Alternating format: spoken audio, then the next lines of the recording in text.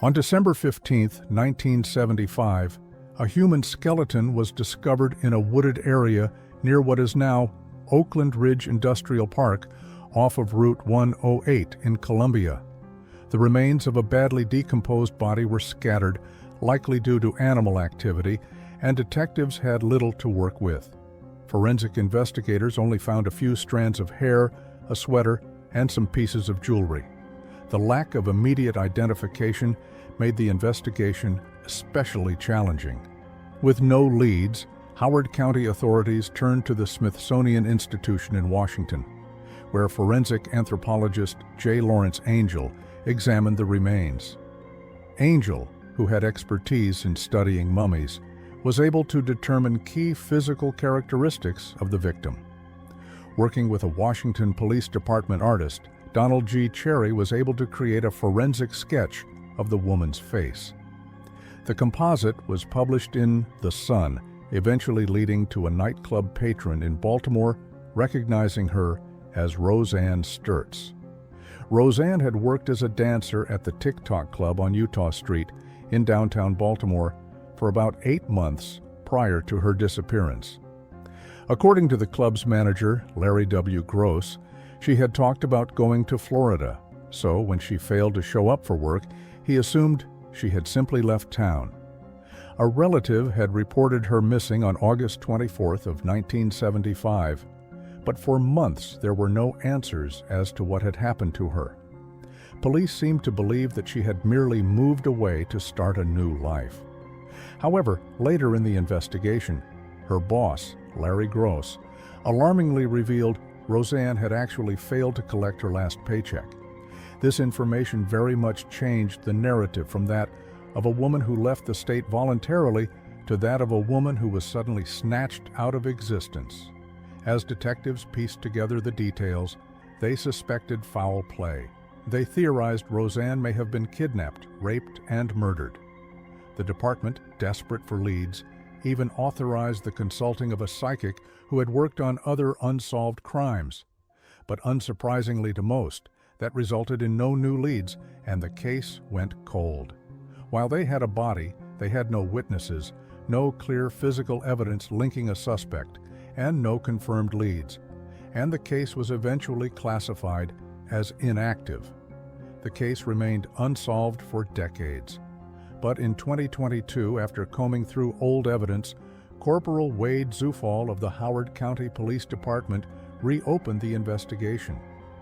During his review, he discovered a 1981 letter from the then Howard County State's Attorney's Office offering blanket immunity to Charles William Davis, Jr., a convicted murderer serving multiple life sentences at Jessup Correctional Institution in exchange for information about Roseanne's death. Additionally, the corporal found an audio recording of Davis being interviewed by detectives in 1981. At the time, Davis acknowledged knowing about the case, but when shown a high school photo of Roseanne, Davis was not able to positively identify her. After that 1981 lead failed to pan out, the case seemed to reach another dead end. However, Corporal Zufall persisted. In 2024, he arranged for Davis to be re-interviewed, showing him this time a different photo of Roseanne, which more closely resembled her at the time of her murder when she was 20 years old. This time, Davis recognized Roseanne and confessed to the murder, stating that they had met at a bar, gotten into an argument, and that he had ultimately strangled her. Davis had originally landed on authorities' radar in 1981 after police studied his confirmed victims and compared them to Roseanne. The MO matched. Due to the immunity deal granted in 1981, Davis cannot be prosecuted for Roseanne's murder. However, he remains incarcerated, serving 3 life sentences plus 45 years for other killings he's committed. Roseanne's 4 sisters released a heartfelt statement expressing their gratitude at the closing of their sister's case. They said, quote, "In November 2024, we are grateful to have all the case details, learned Roseanne's actual date of death, and received closure we have been praying for all these years." Now in 2025, almost 50 years later, we have closure and would like to say thank you from the bottom of our hearts to the Howard County Police Department and Corporal Wade Zufall for working so diligently on Roseanne's cold case. The sympathy, kindness, respect, and warmth that was shown to us over these past few months will be forever in our hearts. As Roseanne's family highlighted in their media statement, it was the integral work of Corporal Wade Zufall that allowed this case to be reopened and finally solved after nearly 50 years. On January 13, 2013, 86-year-old Una Crown was found brutally murdered in her bungalow on Magazine Lane in Wisbech, Cambridge. The retired postmistress, who had lived alone since the passing of her husband John 4 years earlier, was discovered by her niece's husband, who had arrived to take her to Sunday lunch. However, the curtains were drawn, so he went to a neighbor to collect a spare key. When he entered the house, he found her body lying in the hallway, surrounded by burnt newspapers in a pool of blood. The scene was horrific. Her throat had been slit, and her body had been set on fire in what appeared to be an attempt to destroy evidence. Initially, the first police officers on scene dismissed Una's death as an accident. They speculated that she had set herself on fire, had panicked, suffered a heart attack, and had fallen, possibly causing the tightening of her scarf. The main inconsistency with this story was the large amount of blood, but without an obvious injury site. No immediate suspicions were raised. The on-scene gross misjudgments of the responding police officers led to a disastrous handling of the crime scene. Police, paramedics, and firefighters moved freely throughout the house, touching objects, transferring evidence, and even cleaning parts of the house, further contaminating any potential forensic material. Paramedics rummaged through drawers, blood was smeared onto a light switch, and an officer even admitted to washing blood off of a key using the home's own tap. It wasn't until a coroner examined the body days later that it became undeniably clear Una Crown had been murdered. The post-mortem examination confirmed that she had been stabbed in the chest and neck before being set on fire. With this revelation, police finally secured the home as a crime scene, but by then, crucial evidence had already been lost. Una's family, particularly her niece Judy, expressed deep frustration with the mishandling of the case, believing these errors severely hampered the chances of catching the killer. A professional standards review later concluded that the officers who initially assessed the scene had, quote, breached the standards of professional behavior. However, they faced no formal disciplinary actions, with investigators stating their decisions were flawed but not deliberately neglectful. Despite a reinvestigation in 2014 involving 50 officers from Cambridgeshire, Bedfordshire, and Hertfordshire, the case remained unsolved. Multiple arrests were made, but no charges followed. In 2019, a new plea was issued by police urging the public to come forward with any information. A £10,000 reward was offered by Crime Stoppers, but no leads emerged that could solve the case. Then, in 2023, after more than a decade, a crucial breakthrough finally emerged. A team led by Detective Superintendent Ian Moore decided to revisit forensic evidence using modern techniques. Among the items stored from the original investigation were bloodied fingernail clippings taken from Una's body. Advanced DNA analysis revealed a match to David Newton, Una's 70-year-old neighbor and handyman, who performed odd jobs at her house. Newton had been among those arrested early in the investigation, but he was never charged due to a lack of evidence. The DNA discovery shattered his previous alibi. Originally, he had claimed not to have seen Una in the days leading up to her death, but the presence of his DNA under her fingernails placed him at the scene. Newton had a troubling history. In 2000, he sold a raffle ticket to one of Una's relatives. Afterwards, when she thought he had left, she went to get changed in her bedroom, but while in only her underwear, she realized he was still there. She told police Newton said he loved her, adding that she was really frightened. She said, quote, "He was probably drunk. He normally is." He was also known for disturbing behavior towards another neighbor, Paula Birch, occasionally approaching her window while she was in bed. Despite her requests for him to leave, he would sometimes disregard them and hover outside smoking a cigarette. On the night of Una's murder, a witness saw Newton drunkenly walking away from the direction of her home at around 8:30 p.m. During the trial, the prosecution said there was no evidence Una died during a robbery, instead claiming that cash was taken from her purse as a, quote, afterthought. Reportedly, Newton went on to spend the money at an ex-servicemen's club the following day. The prosecutor stated that Una had been attacked with a knife measuring at least 24 centimeters, over 9.5 inches in length, describing it as, quote, very long and likely a kitchen knife. Newton had then attempted to dispose of Una's body by setting it on fire, leaving her partially burned. According to the prosecutor, he had used both the knife and Una's walking stick during the assault. However, while the physical assault was clearly present, there was no indication that a sexual assault had occurred. The jury deliberated for 23 hours and 19 minutes before delivering a guilty verdict by a majority of 10-2. Detective Superintendent Moore, who had taken over the case, acknowledged the serious mistakes made in the early investigation, but expressed his relief that Una's family could finally have answers. He said, quote, "In 2013, an 86-year-old widow was robbed of her life. Nothing can take the pain of this heartbreaking case away, but I hope today's verdict gives Una's family the closure they deserve and the answers they have longed for."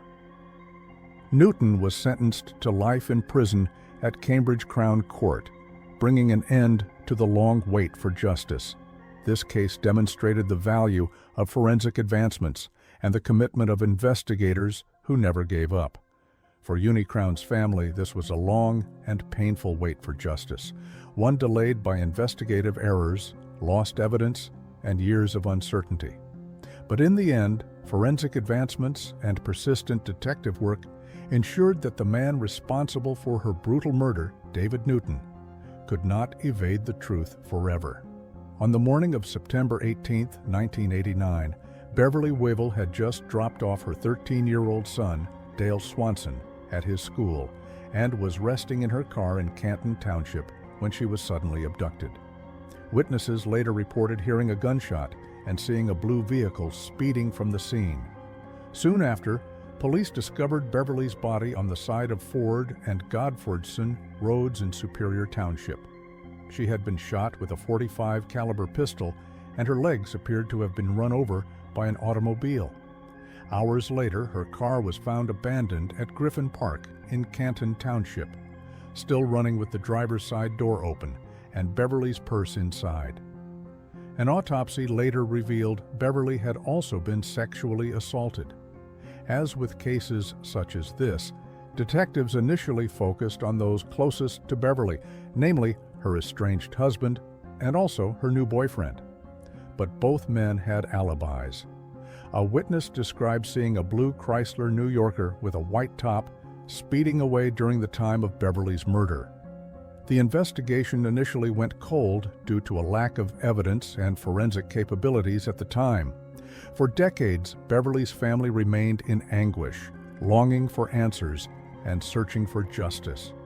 Her son, Dale Swanson, described the pain of losing his mother at just 13 years old, saying, quote, "That day has been in my head since it happened, as if it were yesterday. I felt alone, even though I had family." In 2022, the Washington County Sheriff's Office reopened the case in hopes that a reinvigorated investigation, along with updated forensic capabilities, would help identify the man responsible for Wivel's murder. Working with the Michigan State Police, forensic evidence from the crime was submitted to Orem in the Woodlands, Texas, in January of 2024.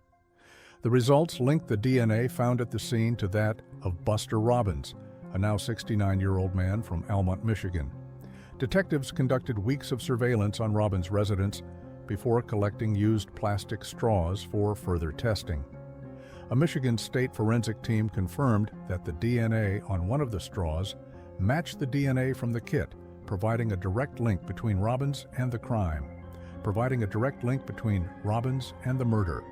Further investigation revealed that Robbins' wife confirmed he had driven a vehicle matching the description of the one seen near the crime scene in 1989, a blue Chrysler New Yorker with a white top.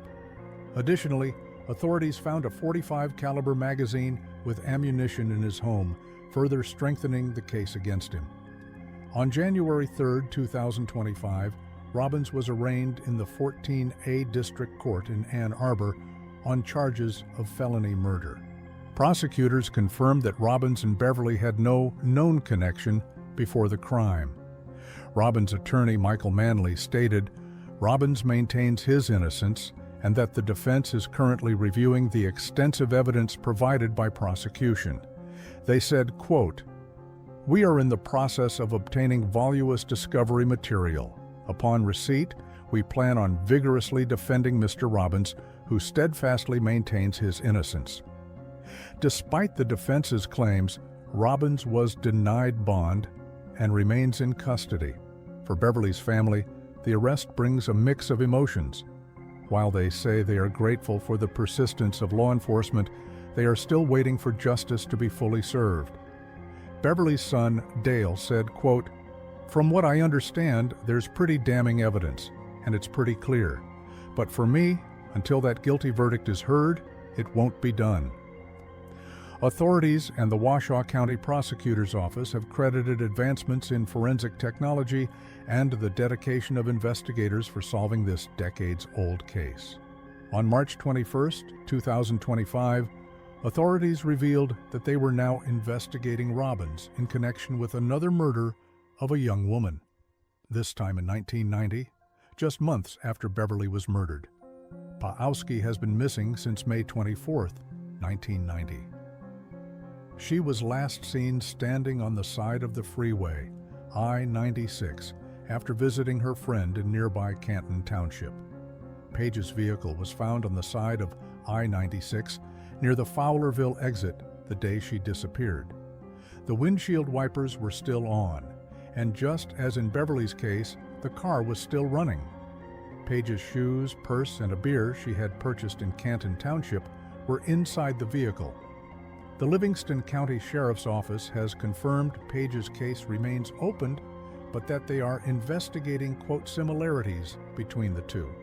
Prosecutors had to call 69-year-old Robbins simply a person of interest in Page's case, as he is currently being investigated for 2 cold case murders of young women in Canton Township. Both cases bear stark similarities in the fact that the women's cars were found running with their purses still inside.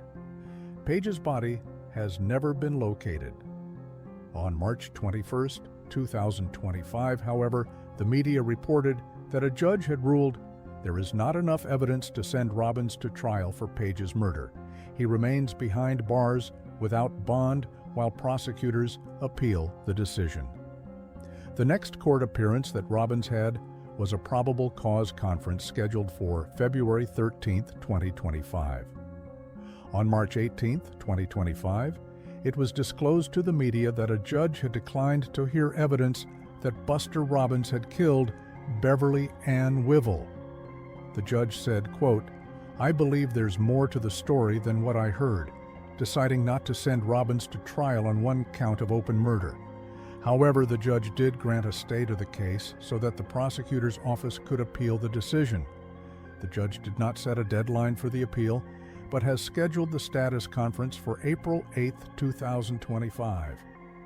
Robbins remains in custody without bail until further investigation can be made on his connections to both Beverly and Page's cases. If you want to see more true crime stories like this, real cases, real people, and real breakthroughs, subscribe to Criminologist and hit the bell icon. Let us know in the comments. Do you think Robbins is guilty of both crimes? And should prosecutors be doing more to connect him to Page's case?